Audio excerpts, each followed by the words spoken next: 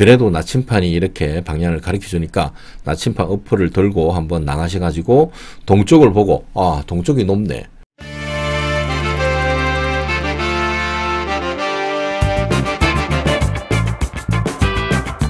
네, 안녕하십니까. 풍수에 살고 풍수에 죽는 풍생풍사입니다. 오늘은 그 어디에서도 얘기해 주지 않는 올해 24년도의 우리 집의 기륭에 대해서 말씀드리도록 하겠습니다.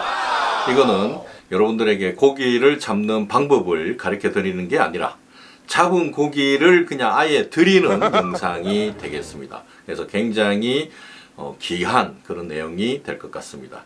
행여나 혹시라도 현관에 뭐 놓으면 부자 되고 안방에 뭐 놓으면 부자 된다 라는 영상을 기대하신 분들은 지금 나가주시면 감사하겠습니다. 그런 영상들은 1년, 5년, 10년을 봐도 바뀔 게 없는 영상들이기 때문에 전혀 제 방송에서는 그런 영상을 찍지를 않습니다. 네, 그 정도로 해두고 오늘 영상은 우리 집의 현관 방향이 어느 방향일 때 올해 사람한테 유리하냐, 그 다음에 사람도 유리하고 재물도 유리하냐, 아니면 올해 굉장히 힘들어지는 해가 될 것인가를 말씀드리는 영상이 되겠습니다. 좀 더 디테일한 거는 더 자세한 영상에서 다시 인사드리겠습니다.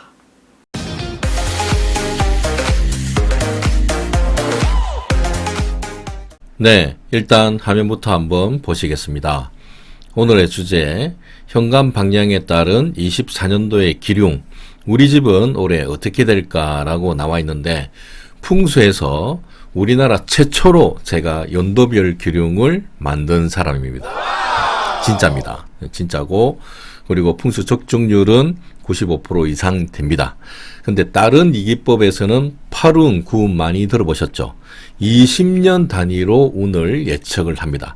근데 그게 너무 디테일하지 않기 때문에 저는 1년 단위로 이렇게 쪼개서 만드는 거죠. 사주에서도 마찬가지로 대운이라 해가지고 10년 단위로 보는 방법이 있고 1년 단위로 보는 거를 또 세운이라고 한다 아닙니까? 그거하고 똑같이 적용을 해가지고 조금 더 디테일할 필요가 있겠다 해서 1년 단위로 만든 게 바로 이 방식이 되겠습니다. 그냥 믿고 쓰시면 되겠습니다. 그 다음 장을 한번 보면 올해 24년도에 남동이나 북서에 오르막이나 산이 있으면 우리 집은 사람에 유리한 집이 됩니다. 이 사람이라는 거는 위에 보시면 건강도 해당이 되고 인간관계, 사람들 때문에 뭐 받는 스트레스, 그 다음에 올해 출세를 할 수도 있고 승진도 할 수 있고 학생들은 올해 또 공부가 잘 될 수도 있고 이런 뜻이 되겠죠. 그 다음에 재물에 유리한 집은 어떤 거냐면 남동이나 북서 방향에 평지가 있든지 아니면 우리 집보다 낮은 내리막이 있으면 올해 우리 집은 돈을 많이 모으고 사람도 또 좋아지고 하는 집이 된다는 그런 뜻이 되겠습니다.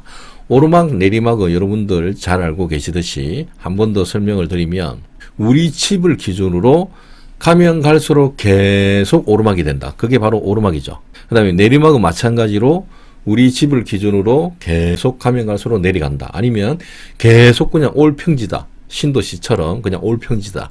이렇게 내리막하고 평지는 같이 이렇게 생각을 하시면 되겠습니다.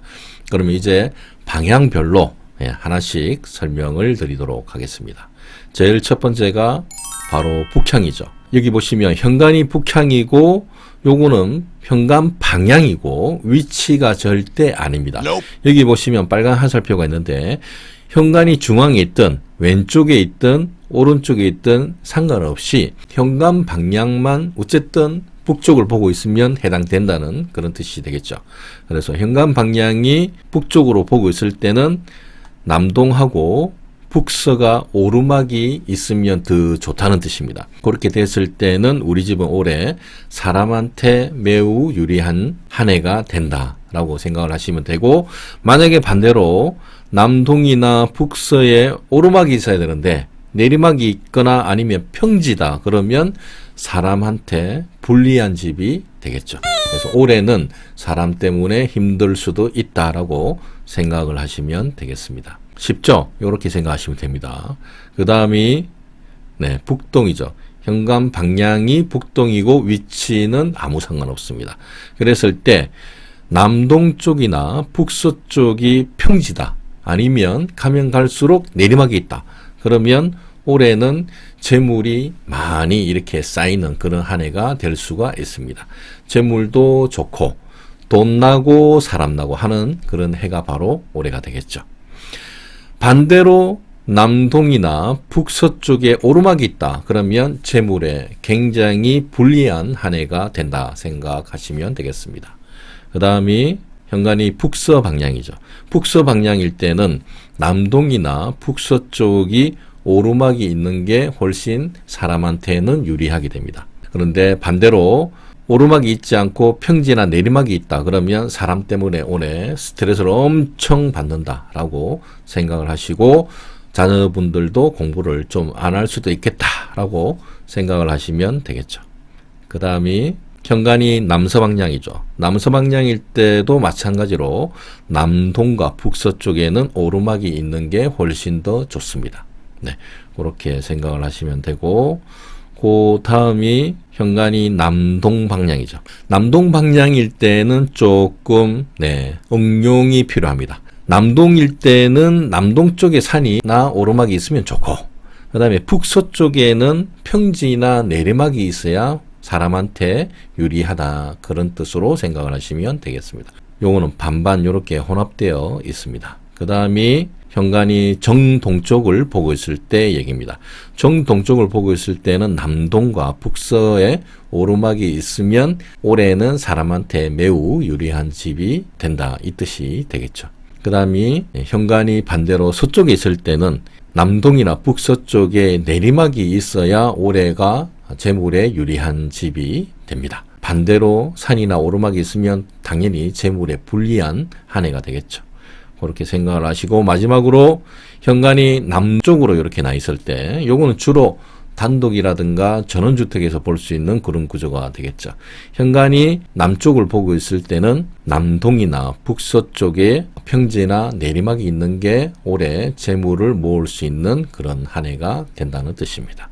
이렇게 생각하시면 되는데 그렇게 어렵지 않죠.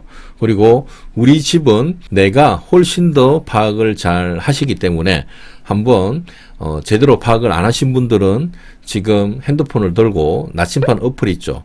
이게 디테일하진 않습니다. 뭐 한 10도 이상 차이 날 때도 있긴 하지만 그래도 나침판이 이렇게 방향을 가르쳐 주니까 나침판 어플을 들고 한번 나가셔가지고 동쪽을 보고, 아, 동쪽이 높네, 북동이 낮았네, 그 다음에 뭐 서쪽이 평지였네, 요렇게 각자 한번 파악을 해 보시는 시간을 가지시면 좋을 것 같습니다.